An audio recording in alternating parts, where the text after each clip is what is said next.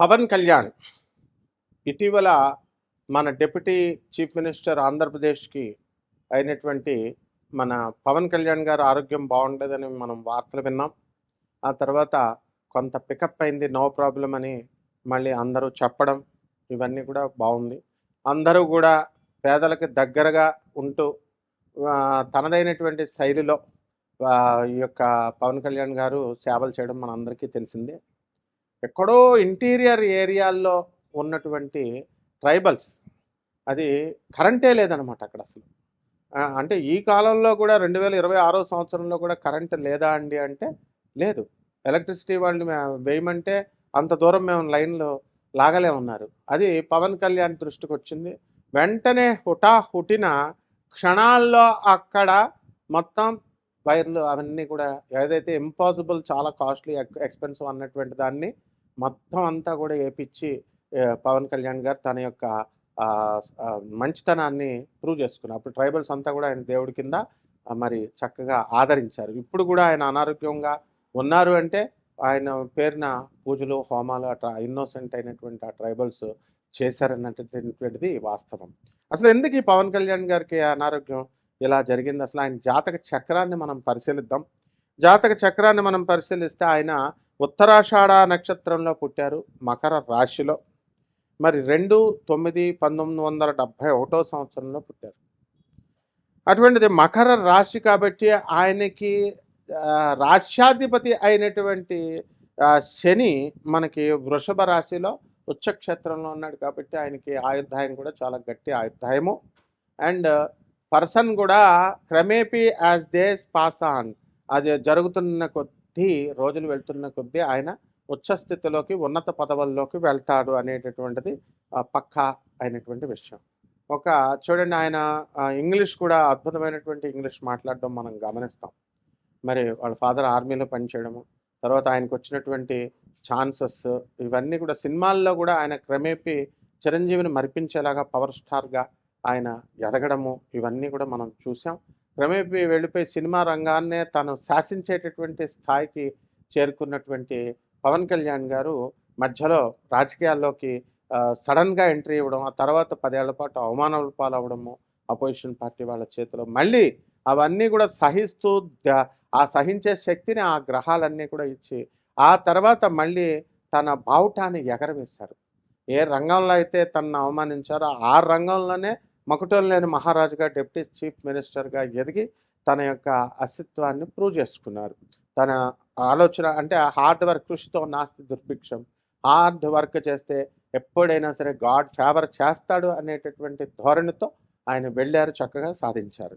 ఇప్పుడు మనము లగ్నము ఆయనది ఏంటండి అంటే వృశ్చిక లగ్నము. ఆ లగ్నములో మనకి గురుడు ఉన్నాడు కాబట్టి ఆయన స్ట్రైట్ ఫార్వర్డ్ పర్సన్. అండ్ వీలున్నంత వరకు ఆయన రుజువుగానే అండ్ పాజిటివ్గా ఆలోచిస్తారు అండ్ స్ట్రైట్ ఫార్వర్డ్గా ఆలోచించడం అనేటటువంటిది జరుగుతుంది. ఇక తన సోదరుడి యొక్క స్థానంలో కుజుడు ఉచ్చస్థితిలో ఉన్నాడు. రాహువు, కుజుడు, చంద్రుడు మొత్తం మకర రాశిలో. అందువల్లనే తన సోదరులైనటువంటి వాళ్ళందరూ కూడా చిరంజీవి మెగాస్టార్ అవడము కారణము మన ఇక్కడ పవన్ కళ్యాణ్ గారి జాతకాన్ని చూసినప్పుడే మనకు అర్థమైపోతుంది. ఓహో, వీళ్ళ బ్రదర్స్ ఇంప్రూవ్మెంట్ అనేటటువంటిది ఉంటుంది, వీళ్ళ సిస్టర్స్ ఇంప్రూవ్మెంట్ అనేటటువంటిది ఉంటుంది అని. అలాగే ఆయన చాలా ధైర్యశాలిగా ఆయన చక్కగా ఉడిపి మొన్న వెళ్ళినప్పుడు ఆ ఉడిపిలో ఆయన ఉపన్యాసం కూడా అద్భుతంగా, ఒక ఆస్తికత్వం కలిగినటువంటి ఒక సన్యాసిలా, ఒక సనాతన ధర్మిగా ఆయనకు పేరు వచ్చింది. సనాతన ధర్మం గురించి పోరాడే యోధుడిగా ఆయన చక్కగా చేశారు. అలాగే వారాహి, ఎంతమంది వద్దనుకున్నా సరే ఆ మిలిటరీ వాహనానికి వారాహి ఆ కలర్ని ఆయన చూస్ చేసుకున్నారు. ఈ పిచ్చి ప్రధాన పక్షం అయినటువంటి ఆ రూలింగ్ గవర్నమెంట్లో ఉన్నటువంటి ఆ యొక్క జగన్ పార్టీ వాళ్ళు, వైసీపీ పార్టీలో ఉన్నటువంటి ఎంపీలు కానీ, ఎమ్మెల్యేలు కానీ, అందులో కార్యకర్తలు అంతా హేళనగా, వాళ్ళకి ఏం తెలియదు. మిలిటరీలో పుట్టినటువంటి వాడు, మిలిటరీ నార్మ్స్ తెలియదా అతనికి? ఆ కలర్, ఆ వారాహి వెళుతుంది, ఆ వాహనం రిలీజ్ అవుతుందని. అసలు మేము వాహనాన్ని రిలీజ్ అవ్వనివ్వము, మిలిటరీ నార్మ్స్ ప్రకారం ఆ కలర్ మిలిటరీ కలరు అంటూ పిచ్చి పిచ్చిగా మాట్లాడిన వాళ్ళంతా అవహేళన అయ్యారు. మరి అదే వారాహిలో అక్కడ ఆయన విజృంభించి మొత్తం దేశ పర్యటన అంతా, రాష్ట్ర పర్యటన అంతా చేసి విజయం సాధించాడు. అలాగే వారాహి అమ్మవారి యొక్క ఆరాధనకి, ఈ యొక్క పూజలకి ఆయన చక్కగా తీసుకొచ్చాడు. కొండగట్టు ఆంజనేయ స్వామి దగ్గర గుడిలో చక్కగా వెళ్ళి దర్శనాలు చేసుకొని, మన వారాహి వాహనము కనకదుర్గమ్మ దేవస్థానం దగ్గర నుంచి మన బెజవాడ దేవస్థానం, కనకదుర్గమ్మ దేవస్థానం ప్రారంభించడం నాకు చాలా సంతోషాన్ని కలిగించింది. అక్కడి నుంచి అడ్డు లేదని చెప్పాం, అంతే, అడ్డు లేకుండా ముందుకు వెళ్ళిపోయాడు ఆయన. అలాగే ఇప్పుడు ఈ వారాహి, కాశీలో వారాహి అమ్మవారి గుడి ఉందండి. ఆ వారాహి అమ్మవారి గుడిలో ఎప్పుడు కూడా ఖాళీగా ఉండేది. అలాంటిది ఎప్పుడైతే వారాహి మన పవన్ కళ్యాణ్ గారు వచ్చారో ఆ గుడి ఖాళీ మొత్తం ఇప్పుడుకి కూడా అనమాట. ఎప్పుడో ఈయన వాహనంలో తిరిగితే ఇప్పటికి ఆ గుడి ఖాళీ ఉండదు. చిన్న ఇరుకు ప్లేసు, మన పవన్ కళ్యాణ్ గారు పుణ్యమా అని చెప్పేసి అక్కడ స్పెషల్ టికెట్లు పెట్టి ఆ గుడికి ఆదాయం వస్తుంది. ఆ గుడి తెల్లవారుజామున 5 గంటల నుంచే జనాలు లైన్లో నుంచడం, అది తీసేదాకా 9 వరకు పాపం ప్రజలందరూ ఇబ్బందులు పడుతున్నారు. కాబట్టి ఆ కాశీలో ఉన్నటువంటి ఆ స్థలాన్ని మనం ఇంప్రూవ్ చేద్దామన్నా చిన్న సందు. మరి ఇదంతా కూడా పవన్ కళ్యాణ్ గారి వల్లే జరిగింది కాబట్టి, పవన్ కళ్యాణ్ గారు ఏదో ఒకటి అక్కడ ఆల్టర్నేటివ్ చూపిస్తే అక్కడ ఉన్నటువంటి ప్రజలంతా కూడా ఇంకా ఫిక్స్డ్ అనమాట. ఇంకా వారాహి అంటే మన పవన్ కళ్యాణ్ అని. ఆ విధమైనటువంటి కీర్తి ప్రతిష్టలు మన పవన్ కళ్యాణ్ గారికి చక్కగా వస్తాయి. మరి రాజ్యస్థానంలో సింహరాశిలో రవి, బుధ, శుక్రులు ముగ్గురు కూడా ఉన్నారు. అందువలన స్వక్షేత్రగతుడైనటువంటి ఈ యొక్క రవి స్వక్షేత్రంలో ఉండడం ద్వారా ఆయన డైరెక్ట్గా డిప్యూటీ సీఎం పోస్ట్ని ఆయన అధిరోహించాడు. అయితే అక్కడ రవి, బుధ, శుక్రుల కాంబినేషన్ చాలా మంచిది. అయినప్పటికీ కూడా శుక్రుడు మరి అప్పుడప్పుడు డౌన్ చేస్తూ ఆయనకి ఇక్కడ సింహరాశిలో శత్రుక్షేత్రం కాబట్టి ఆయన యొక్క వివాహాల విషయంలో కొంచెం వివాదాస్పదుడు అవడానికి, ఇతరులకి ఛాన్స్ ఇవ్వబడ్డానికి కారణం ఆ శుక్రుడు అనమాట. శత్రుక్షేత్రంలో ఉన్నటువంటి ఆ శుక్రుడు. ఆ తర్వాత ఆయన భాగ్యంలో ఉన్నటువంటి కేతుగ్రహ ప్రభావం వలన ఆయనకి ఫారిన్ నుంచి మరి ఎప్పుడు కూడా ఎక్స్పోర్ట్స్ అండ్ ఇంపోర్ట్స్ విషయాల్లో, ఫారిన్ షూటింగ్స్ విషయాల్లో, ఫారిన్ సంబంధమైన ఏదైనా సరే లాభము. అందువల్లనే ఆయన భార్య కూడా ఇప్పుడు ప్రజెంట్ ఆవిడ పాపం ఫారినర్ అవ్వడము చక్కగా, అయినప్పటికీ కూడా సనాతన ధర్మ సాంప్రదాయాలను పాటిస్తూ ఆమె ఆయనకి సహకరించడము, మరి అన్యోన్యంగా వాళ్ళు ఉండడం అనేటటువంటిది జరుగుతుంది. ఇకపోతే సప్తమంలో ఉన్నటువంటి ఈ యొక్క శనిగ్రహ ప్రభావం వలన ఆయనకి సప్తమాధిపతి అయినటువంటి శుక్రుడు అక్కడ రవి, బుధ, శుక్రులతో కలిశాడు. స్త్రీల వలన తలపోటు అనేటటువంటిది అది, కానీ it is not dangerous. And ఎలాగోలాగా ఆయన సెటిల్ చేసుకోగలిగి మొత్తం అదే మహిళల యొక్క సహకారంతో ఆంధ్ర రాష్ట్రంలో ఉన్నటువంటి మహిళలందరూ అన్నా అంటూ పవన్ కళ్యాణ్ని ఆయనకు ఓట్లు వేయడము, ఆయన ఉచ్చస్థితిలో ఉన్నటువంటి శని చక్కగా ఆయనకి అధికారాన్ని చేపట్టడం భార్య సహకారంతో, ఇవన్నీ కూడా జరిగినాయి అన్నమాట స్త్రీల సహకారంతో. ఇకపోతే ఆయన పుట్టినటువంటి తారీఖు 2/9/1971. ఈయన గురు మహాదశా శేషంలో తర్వాత ఎప్పటికి వచ్చేసింది 2008 నుంచి వచ్చింది. రవి మహాదశలో పుట్టినటువంటి ఆయనకి గురు మహాదశ 2024 సంవత్సరంలో గురు మహాదశ పూర్తయింది. ఆ తర్వాత ఆయనకి శని మహాదశ ప్రారంభమైందండి. ఈ శని మహాదశ 18/5/2026 సంవత్సరం నుంచి 19 సంవత్సరాలు నడుస్తుంది శని మహాదశ. అంటే 2043 వరకు జరుగుతుంది. కాబట్టి 18/5/2024 సంవత్సరంలో నుంచి ఈ శని మహాదశలో ఉన్నటువంటి శని సబ్ పీరియడ్స్ని మనం కనుక శని విదశలను మనం చూసుకుంటే శనిలో శని, ఆ శనిలో శని మనకి 3 సంవత్సరాల 1 నెల ఉంటుంది. కాబట్టి 18వ తారీఖు జూన్ నెల 2027 సంవత్సరం వరకు కూడా ఆయనకి చక్కగా ఈ యొక్క శనిలో శని జరుగుతుంది. ఈ శనిలో శని ఎవరికైనా సరే అది ప్రమాదం అవుతుంది. ఎందువలనంటే ఆయనకి మనకి ఆ శని తృతీయ చతుర్థాధిపతి.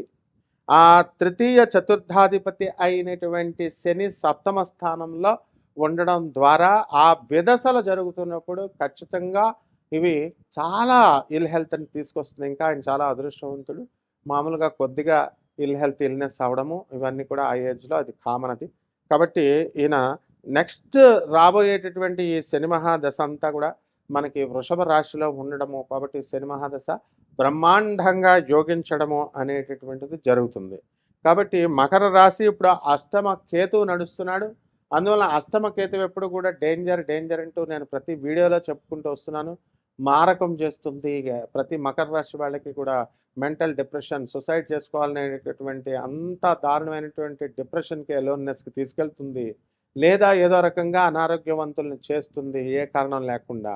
It is a mystic and occult planet అది. దానివల్ల ఏమవుతుందంటే ఈ యొక్క అర్థం కాదనమాట. ఎందుకు ఏంటి మొత్తం టెస్ట్‌లన్నీ చేస్తే నార్మల్‌గా ఉంటాయి. కానీ అనారోగ్యం. కాబట్టి ఇదేమిటి అనంటే అదే కేతువు యొక్క రహస్యం అనమాట. అది మకర రాశి వాళ్ళందరికీ కూడా అష్టమ స్థితిగతుడై ఉన్న కారణంగా మనకి ఈయనకి భాగ్యంలో ఉన్నటువంటి ఆ కేతువు జన్మ చక్రం రీత్యా అండ్ గోచార రీత్యా అష్టమంలో ఉన్న కారణంగా ఆయనకి ఈ అనారోగ్యం అనేటటువంటి తటస్థించడం జరిగింది.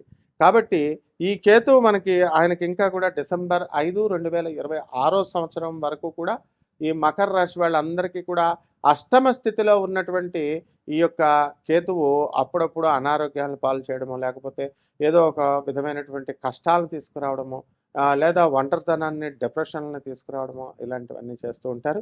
దీనికి పరిష్కారం ఒకటే ఏంటంటే స్వామి వివేకానంద చెప్పినట్టు ప్రభాత్ రంజన్ సర్కార్ గారు ఆనంద మార్గ ఆశ్రమం ఫౌండర్ ఆచార్య ఆయన చెప్పినట్టుగా వీళ్ళు సాక్షాత్తు శివుడి అంశాలు వీళ్ళంతా కూడా. సో వీళ్ళు చెప్పినట్టుగా service to humanity is real service to God అన్నారు. కాబట్టి మనం రియల్ సర్వీస్ అనేటటువంటిది ప్రజలకి ఆయన ఆల్రెడీ ఆ సేవా రంగంలో పేద ప్రజలందరికీ కూడా చేసుకుంటూ వెళ్ళడం వల్ల ఇంకా ఇతోధికంగా ఇంకా ఎక్కువగా ఆయన పేద ప్రజలందరికీ కూడా చేయాలి. ఆ చేసినప్పుడు మాత్రమే మనకి ఈ యొక్క అనారోగ్యం నుంచి పూర్తిగా బయటపడడం అనేటటువంటిది జరుగుతుంది. అలాగే ఈ యొక్క శని యొక్క పీరియడ్ అనేటటువంటిది 2027 వరకు ఉంది కాబట్టి డిసెంబర్ 5, 2026 సంవత్సరంలో మనకి ఈ కేతువు మరి ఈ సింహరాశి నుంచి కర్కాటక రాశిలోకి వస్తాడు. అప్పుడు భాగ్యస్థితి అవుతుంది లగ్నాత్తు. కాబట్టి అక్కడి నుంచి ఇంకా బ్రహ్మాండంగా విదేశీ పర్యటనలు ఇవన్నీ కూడా వెళ్తూ అద్భుతంగా మనకి పవన్ కళ్యాణ్ గారు ఇంకా వృద్ధిలో చెందుతారు. అండ్ రాను ముందు కూడా ఆయన మరి సీఎంగా అవ్వేటటువంటి అవకాశాలు ఉన్నాయంటే ఆ యొక్క దశ మనకు చెప్తుంది అవుతుంది అని. మరి డైరెక్ట్గా సీఎం అవుతారా, లేకపోతే ఇండైరెక్ట్ ఫోర్స్లో అవుతారా అది మనకు తెలియదు. కానీ కొన్ని కొయిలేషన్ గవర్నమెంట్ ద్వారా అయినా సరే ఇప్పుడు మొట్టమొదట నేను ఆ వీడియోలో నేను చెప్పాను, జగన్ని ఓడించాలి అని అంటే కనుక చంద్రబాబు నాయుడు గారు ఒక్కళ్ళే సరిపోరు, లేకపోతే పవన్ కళ్యాణ్ గారు ఒక్కళ్ళే సరిపోరు, బీజేపీ ఒకటే సరిపోదు, ఈ ముగ్గురు కలిసినప్పుడు మాత్రమే ఆయన ఓడించగలుగుతారు అనే అనేకమైనటువంటి వీడియోస్లో నేను చెప్పాను. ఆ విధంగా ఆ కూటమి అనేది జరిగింది. అలాగే ఇప్పుడు 2026 సంవత్సరంలో జరిగినటువంటి తమిళనాడు ఎలక్షన్స్లో కూడా మనకి స్టాలిన్ని చాలా వచ్చేస్తాడని చెప్పుకుంటూ వచ్చారు. ఎలా వస్తాడండి? ఆయన మొత్తం సనాతన ధర్మానికి అడ్డు చెప్తూ వస్తున్నటువంటి వ్యక్తి, హిందూ ధర్మం సనాతన ధర్మాలని హర్ట్ చేసినటువంటి వ్యక్తి రాలేడు. కాబట్టి అనూహ్యంగా మళ్ళీ ఎగ్జిట్ పోల్స్ వచ్చినప్పుడు ఈ కేవీకే కింగ్ మేకర్ అవుతాడని నేను చెప్పాను. అదే ఎగ్జిట్ పోల్స్ అన్ని చెప్పడం జరిగినాయి. కాబట్టి తమిళనాడులో కూడా పవన్ కళ్యాణ్ గారు వెళ్ళడము, ఆ తర్వాత బీజేపీ పంపడము, అలాగే చంద్రబాబు నాయుడు గారు వెళ్ళడము, తమిళనాడులో కూడా రాజకీయంగా అప్పుడు ఈ యొక్క స్థానం మార్పు అనేటటువంటి జరుగుతుంది. ఇక్కడ ఎలాగైతే పవన్ కళ్యాణ్ గారు కింగ్ మేకర్ అయ్యారో అక్కడ కూడా మరి ఆయన దయతోనే పవన్ కళ్యాణ్ గారు, చంద్రబాబు నాయుడు గారు వాళ్ళ దయతోనే అక్కడికి వెళ్ళడము, ఆ కేవీకే విజయ్ తలపతి యొక్క ఆకర్షణ అనేయండి ఇవన్నీ కూడా అవ్వడము, ఇవన్నీ వీటి రీత్యా మనకి అక్కడ మనకి తమిళనాడులో కూడా మనకి ఈ యొక్క స్థానం మార్పు చెందడానికి అవకాశం ఉంది. అందువలన అధికారం మార్పు చెందడానికి అవకాశం ఉంది. అలాగే వెస్ట్ బెంగాల్లో కూడా మనకి చక్కగా మమతా బెనర్జీ ఇంతకాలం పరిపాలించింది. అయితే ముస్లిం ఓటర్లు 24 పార్గణాస్లో ఎక్కువ వేశారంటున్నారు. అది తప్పది, విశ్లేషకులు చెప్తున్నారు. యూట్యూబ్ విశ్లేషకులు కాదు మనం చెప్పాల్సింది. అక్కడ ఉన్నాం మేము. తిల్జలాలో ఆనంద్ మార్గ్ ఆశ్రమం మాది ఉంది. అక్కడ ఇప్పటికి కూడా ఉంది. మేము లేక్ గార్డెన్స్లో ఉంటాము. మా గురువుగారి వెళ్తూ వస్తుంటాం కాబట్టి మాకు ఆ బీహార్ యొక్క రాజకీయాలు అక్కడ మా గురువుగారు పుట్టిందే జమాల్పూర్, మేము ఉన్నదే కలకత్తా. మా గురువుగారు హెడ్ క్వార్టర్స్ అది గ్లోబల్ హెడ్ క్వార్టర్స్. 200 దేశాల్లో బ్రాంచీలు ఉన్నాయి. మరి అలాగే 300 బ్రాంచీలు ఇండియాలో, 200 దేశాలు 600 మొత్తం 1000 బ్రాంచీల దగ్గరగా ఉన్నటువంటి ఆనంద్ మార్గ్ ఆశ్రమం ఐక్యరాజ్య సమితిలో కూడా సభ్యత్వం. అలాగే మా ఆనంద్ మార్గ ప్రచారక్ సంఘ్ అంటాము. దాని ఫౌండర్ ఆచార్య అయినటువంటి ప్రభాత్ రంజన్ సర్కార్ గారు ప్రౌట్ థియరీ ఇచ్చారు.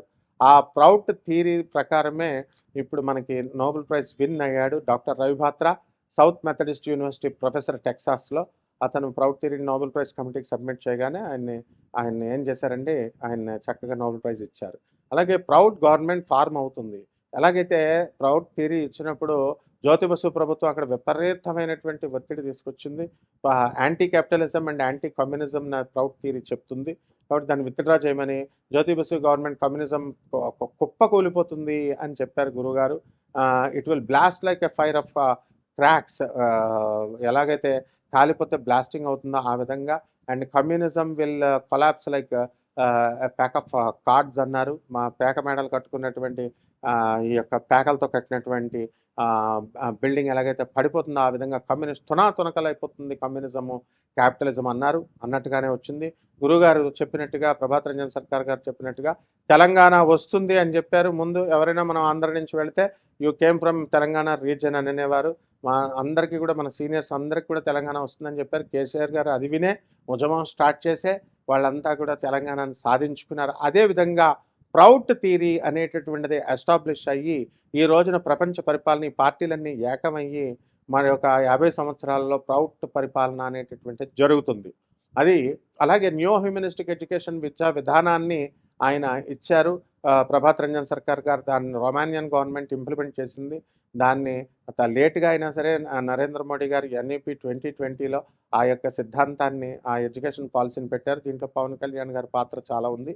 ఈ యొక్క మెకాలే పెట్టినటువంటి ఎడ్యుకేషన్ విధానాన్ని, బ్రిటిషర్స్ పెట్టిన ఎడ్యుకేషన్ విధానాన్ని ఎడంచేత్తో తీసి పడేసి మనం సొంత ఇండియన్ ఎడ్యుకేషన్ గురుకుల శిక్షణ విద్యా విధానాన్ని మనం పెట్టుకున్నాం. అలాగే సైన్స్లో ఎంతో ఇన్నోవేషన్స్లో టెక్నాలజీస్తో వెళుతున్నటువంటి టెక్నాలజికల్గా మనం వరల్డ్ థర్డ్ సూపర్ స్టార్ కాబోతున్నాం ఎకనామిక్ రంగంలో కూడా. ఇప్పుడు భారతదేశం ముందుకెళ్ళేటటువంటి, ఇప్పుడు ఇలా సనాతన సాంప్రదాయాన్ని రక్షించేటటువంటి మన పవన్ కళ్యాణ్ గారు లాంటి వాళ్ళు ఉండాలి. అలాగే మమతా బెనర్జీ లాంటి వాళ్ళు దిగిపోవాలి, స్టాలిన్ లాంటి వాళ్ళు దిగిపోవాలి. అలాగే మనము ఈ యునైటెడ్ ఆంధ్రప్రదేశ్ అండ్ ఈ యొక్క తెలంగాణలో మనకి ప్రౌట్ థియరీ అనేటటువంటిది ఎస్టాబ్లిష్ అవుతుంది. మొత్తం వరల్డ్ వైడ్ ప్రౌట్ అనేటటువంటిది ఎస్టాబ్లిష్ అవుతుంది. చూడండి కావలిస్తే మీరు. అదేవిధంగా గూగుల్ చేసి చూసుకోండి, నేను చెప్పేది ప్రౌట్ అని కొట్టండి. దాని మీద ఎంతో అంతర్జాతీయంగా ఎన్నో డిస్కషన్స్ జరిగి ఐక్యరాజ్య సమితిలో కూడా నోబెల్ ప్రైజ్లు ఇచ్చారు. మనం ఫెడరల్ గవర్నమెంట్ ఇవన్నీ కూడా మారిపోతాయి. కంప్లీట్ ఒకటే ఒక గవర్నమెంట్ ఉంటుంది, అదే ప్రౌటిస్టిక్ గవర్నమెంట్. కాబట్టి ఇప్పుడున్నటువంటి రాజకీయ పార్టీలు ఇవన్నీ కూడా అంతరించిపోతాయి, ఇవేమీ ఉండవు. ఆ తర్వాత ఏ పార్టీ చేసినా ఇప్పటి నుంచి కూడా ప్రౌటిస్టిక్ విద్యా విధానంతో, ప్రౌటిస్టిక్ పాలసీతో మన చంద్రబాబు నాయుడు గారు వెళ్తున్నారు, పవన్ కళ్యాణ్ గారు వెళ్తున్నారు ముఖ్యంగా. అందువలన బీజేపీ గవర్నమెంట్ వెళుతోంది. కాబట్టి మన పవన్ కళ్యాణ్ గారు చక్కగా తొందరగా కోలుకోవాలని మన తెలుగు ప్రజలందరి తరపున మనం కోరుకుంటూ, ఆయన చక్కగా ఇంకా సనాతన ధర్మాన్ని ముందుకు తీసుకెళ్లాలని, పేద ప్రజలకు ఇంకా సేవ చేయాలని, మొత్తం అందరూ కలిసి సీఎం పోస్ట్ అనేటటువంటిది చాలా చిన్న పోస్ట్ అది. ఆ పోస్టుల కోసం కొట్టుకోకుండా చక్కగా సమైక్యంగా పేద ప్రజల యొక్క సహకారం, పేద ప్రజలకి సేవ చేసుకోవాలి. ఎందువల్లంటే నేను సీఎం అవ్వాలి, నేను సీఎం అంటే ఇద్దరు ఓడిపోతారు, అందరూ ఓడిపోతారు. బట్ అలా కాకుండా జాగ్రత్తగా చేసుకోవాలని చెప్పి, ఎందుకంటే జగన్ను ఓడించడంలో అప్పుడు ఇన్ని పార్టీలు ఏకమైతేనే తప్ప ఓడించలేరు అని సవాల్ ఇసిరాను. చూసుకోండి, పాత వీడియోస్ అన్నీ కూడా చూసుకోండి. కాబట్టి ఈ రకంగా ఇప్పుడు ఉన్నటువంటి దీంట్లో కూడా రాబోయేటటువంటి గవర్నమెంట్ కూడా ప్రౌటిస్టిక్ గవర్నమెంట్ రాబోతుంది తెలంగాణలో. కవిత గారు ప్రధాన పక్షం, షర్మిల గారు, వీళ్ళంతా టాప్ లీడర్స్ అందరూ కూడా ఏకమై ఆంధ్రదేశాన్ని ముందుకు తీసుకెళ్లాలని కోరుకుంటున్నాను. తెలంగాణ అనేది శుభమస్తు.